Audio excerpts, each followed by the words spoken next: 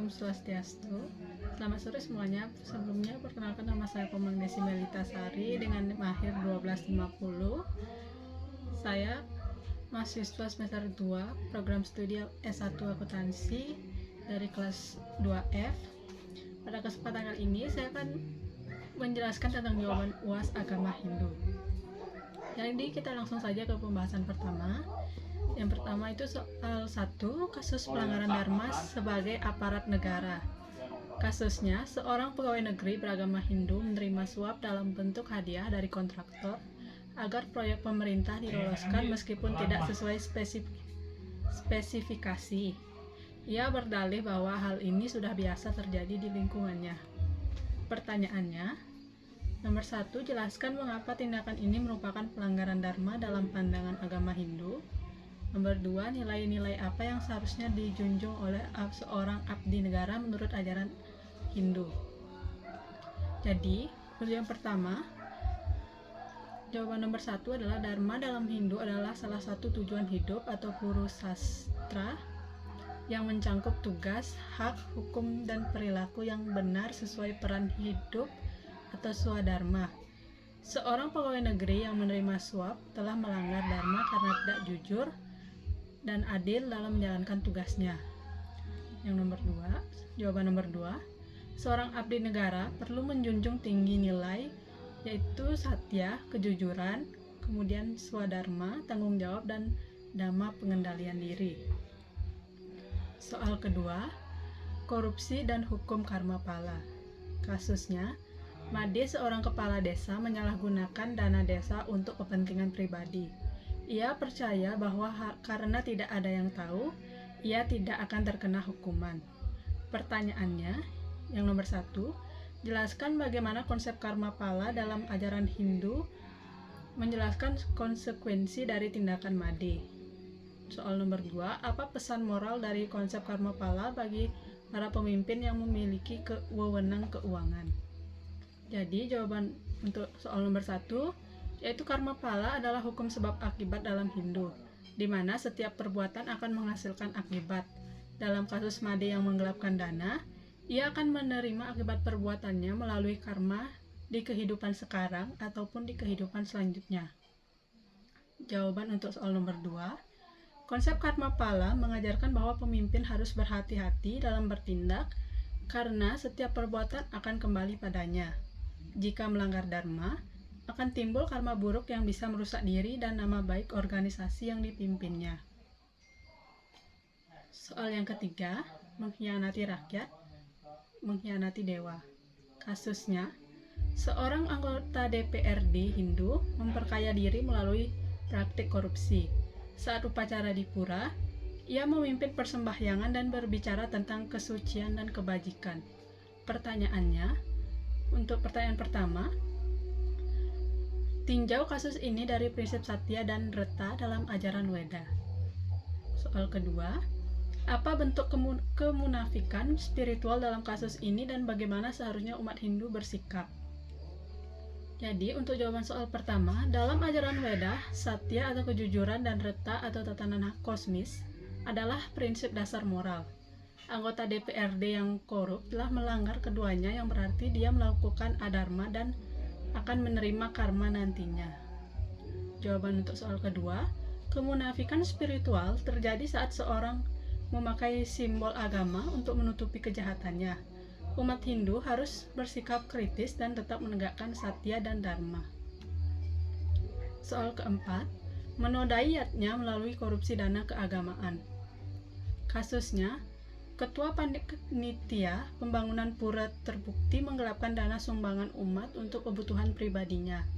Ia masih mengikuti prosesi dan memimpin karya yatnya seperti biasa. Pertanyaan pertama, jelaskan bagaimana tindakan ini mencederai makna suci yatnya dalam Hindu. Pertanyaan kedua, apa akibat spiritual dan sosial yang timbul dari kasus ini dalam pandangan Hindu? Jawaban untuk soal pertama, yatnya adalah persembahan suci kepada Tuhan, leluhur, dan alam semesta yang dilandasi oleh tulus dan pengorbanan.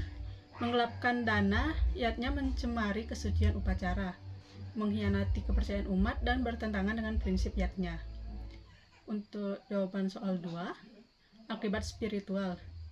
Pelaku mendapatkan karma buruk dan menjadi terhalang moksa. Akibat sosial, masyarakat kehilangan kepercayaan, timbul konflik, dan generasi muda bisa meniru perilaku buruk tersebut. Soal kelima, pendidikan karakter berbasis ajaran agama Hindu. Kasusnya, seorang siswa SMA kedapatan mencontek dan menyuap petugas agar nilainya dinaikkan. Ia mengaku belajar perilaku ini dari ayahnya yang merupakan pejabat dan sering memberi uang pelicin. Pertanyaan pertama, bagaimana nilai-nilai Hindu dapat digunakan untuk menanamkan pendidikan anti korupsi sejak dini? Pertanyaan kedua, sebutkan ajaran atau sloka dalam kitab suci Hindu yang bisa dijadikan pedoman dalam membentuk karakter jujur dan bersih dari korupsi. Jadi, untuk jawaban pertanyaan pertama, pendidikan formal dalam Hindu dimulai sejak dini melalui keluarga dan lingkungan. Nilai seperti satya atau kejujuran, ahimsa, bertanggung jawab, karma pala, hukum sebab akibat, dan samskara atau pembentukan karakter penting ditanamkan untuk mencegah korupsi sejak kecil.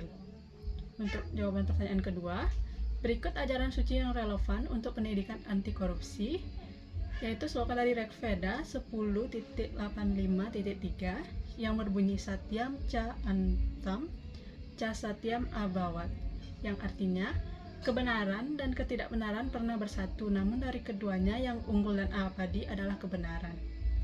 Ini mengajarkan bahwa hidup mungkin ada persaingan antara benar dan salah, tetapi pada akhirnya kebenaranlah yang akan bertahan dan membawa keselamatan. Soal 6, studi kasus. Di sebuah desa di Bali, masyarakat Hindu dan Muslim hidup berdampingan. Ketika hari raya Nyepi, umat Muslim turut menjaga ketenangan lingkungan dan menghentikan aktivitas masjid sementara untuk menghormati hari raya umat Hindu. Sebaliknya, saat Idul Fitri, umat Hindu membantu dalam menyiapkan parkir dan keamanan di sekitar masjid. Pertanyaannya, apa nilai-nilai ajaran Hindu yang tercermin dalam sikap masyarakat Hindu terhadap umat Muslim pada kasus di atas? Jawabannya, kasus tersebut mencerminkan nilai Hindu seperti dharma atau menjaga keharmonisan, seva atau pengabdian tanpa pamrih, tatwam asi, kesadaran bahwa semua makhluk satu jiwa, dan vasudhaiva kutumbakam atau seluruh umat manusia adalah satu keluarga. Soal 7, Iwayan, seorang siswa Hindu yang bersekolah di sekolah umum. Ia memiliki teman-teman dari berbagai agama. Saat ada perayaan, Wayan ikut membantu menghias kelas dan menghormati temannya yang merayakan. Pertanyaannya, bagaimana penerapan ajaran Tatwamasi dan Vasudhaiva Kutumbakam dalam kasus Wayan? Jadi jawabannya, Wayan menerapkan ajaran Tatwam Asi dan Vasudhaiva Kutumbakam dengan menunjukkan empati dan toleransi saat membantu teman merayakan Natal, yang mencerminkan persaudaraan spiritual dan penghargaan terhadap kebenaran. Soal 8, sebuah banjar di Bali berencana membangun pura, namun lokasi pura berdekatan dengan gereja. Warga Hindu dan Kristen berdialog dan akhirnya menyepakati jadwal kegiatan ibadah masing-masing agar tidak saling mengganggu. Pertanyaannya, apa bentuk kerukunan beragama yang tercermin dalam studi kasus tersebut? Jelaskan kaitannya dengan konsep dharma dalam agama Hindu. Jawabannya, dari kasus menunjukkan kerukunan antar umat beragama melalui dialog dan musyawarah. Ini mencerminkan dharma sosial atau menjaga keharmonisan dan menghormati sesama, dan dharma samaya atau menjalankan dharma sesuai tempat dan waktu. Soal 9, dalam kegiatan gotong royong membangun balai desa, semua warga dari berbagai agama ikut serta. Mereka tidak membeda-bedakan latar belakang agama dan bekerja sama demi kepentingan bersama. Pertanyaannya, sebutkan ajaran Hindu yang mendasari sikap gotong royong dan kerja sama lintas agama. Jawabannya, gotong royong lintas agama, Tatwam Asi, dan Vasudhaiva Kutumbakam dan dharma sosial, yaitu kesadaran akan kesatuan jiwa, hidup dalam kebersamaan, serta kewajiban menjaga keharmonisan dan kemajuan bersama. Soal 10. Dalam kegiatan Dharma Santi antar umat beragama, seorang tokoh Hindu menyampaikan pidato bahwa perbedaan agama tidak boleh menjadi pemisah, tetapi jembatan menuju perdamaian. Ia mengutip sloka dari Weda tentang persatuan umat manusia. Pertanyaannya, apa pesan moral yang disampaikan dalam kasus di atas? Kemudian sebutkan sloka Weda atau ajaran Hindu yang relevan. Untuk jawabannya, jadi perbedaan agama adalah kekayaan yang menjadi jembatan menuju perdamaian. Dalam sloka Rigveda 10.191.2-4 yang berbunyi Sanghacadawam, Samvadadawam, Samvo Manamsi Janantam, yang berarti marilah kita berjalan bersama, berbicara bersama, dan berpikir bersama dalam satu pemahaman. Ini mengajarkan persatuan dalam keberagaman melalui kebersamaan dalam pikiran, ucapan, dan tindakan.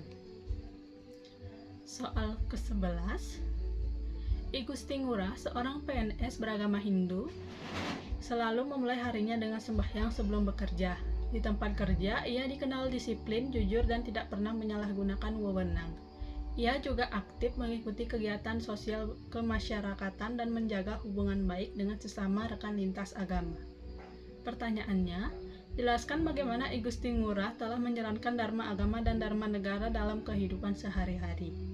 Untuk jawabannya, jadi I Gusti Ngurah menjalankan Dharma agama dengan sembahyang, jujur, dan menghormati sesama, serta Dharma dengan disiplin. Jadi serta Dharma agama dengan disiplin, integritas, dan pelayanan kepada masyarakat, mencerminkan keseimbangan spiritual dan tanggung jawab sosial. Soal nomor 12. Made adalah seorang siswa SMA yang aktif mengikuti upacara keagamaan di pura dan taat beribadah.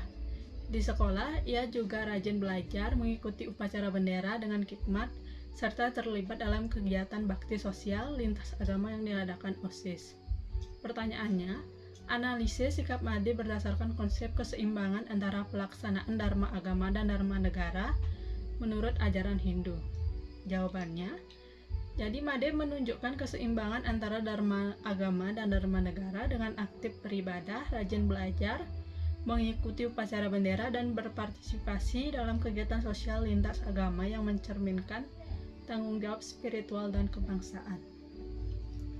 Baik, demikian penyampaiannya dari saya. Apabila ada salah kata, saya mohon maaf. Saya tutup dengan Paramasanti. Om Santi Santi Santi Om.